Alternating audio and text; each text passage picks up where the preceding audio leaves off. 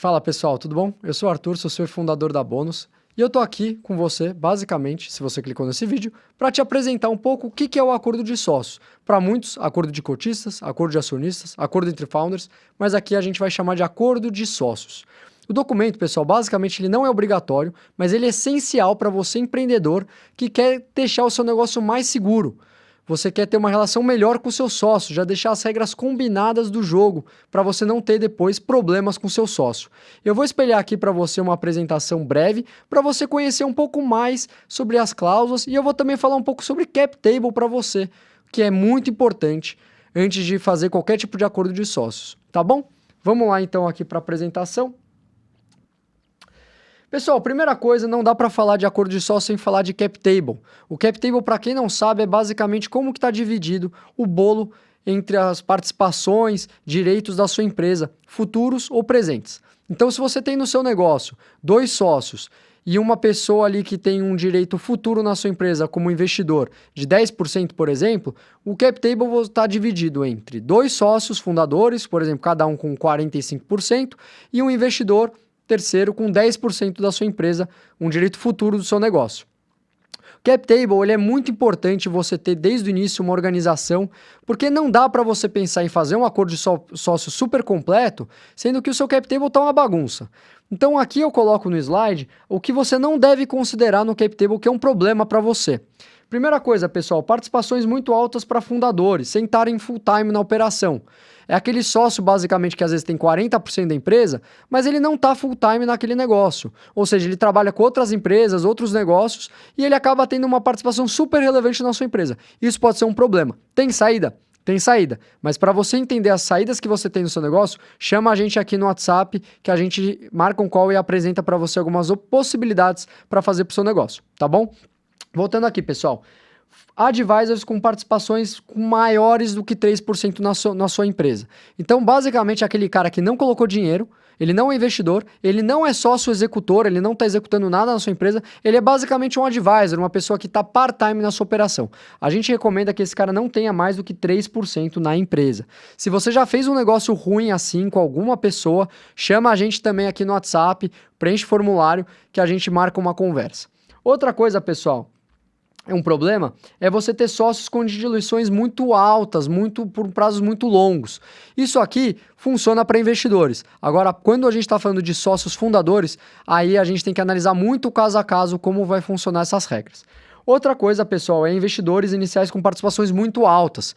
Se você não tem um investidor que seja um Elon Musk, um Bill Gates da vida, é um problema. Se você tem um sócio desse, um investidor grande desse, aí você pode até considerar ter uma participação mais alta. Mas se você tem um investidor que não seja uma dessas pessoas que eu comentei, esse cara não pode ter uma participação muito superior a 15%, porque isso pode gerar um problema no futuro para você. Aqui no próximo slide eu coloco um percentual que a gente recomenda por estágio de acordo com o seu negócio.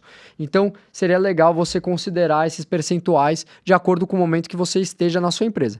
Se você já tem um percentual muito distante do que está aqui, chama a gente no WhatsApp que a gente vai te auxiliar, te ajudar em cima disso. Bom, vamos agora voltar para o acordo de sócios, pessoal. Como eu falei, o acordo de sócios não é um documento obrigatório, mas ele é fundamental para evitar briga entre sócios na empresa. Ele não é preciso levar ele a registro em junta comercial e basicamente ele é importante se você tiver sócios na sua empresa. Se você é um único sócio no seu negócio, você não precisa ter um acordo de sócio, não vai fazer um acordo de sócio com você mesmo. Mas se você tem pelo menos 2 ou mais sócios na empresa, ele é muito importante.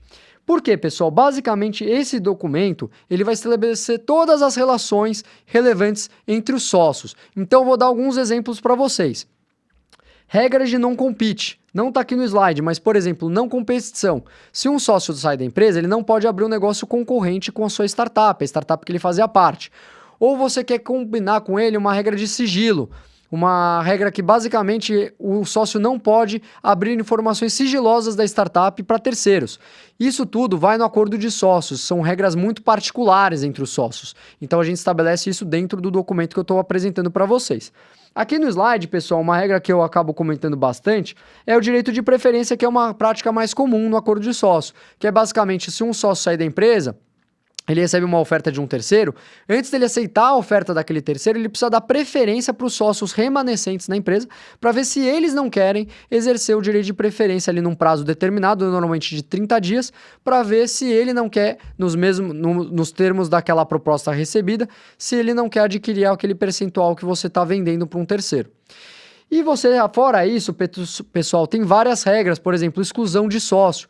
Se um sócio não está cumprindo com as suas obrigações na empresa, você tem um procedimento para excluir ele da empresa.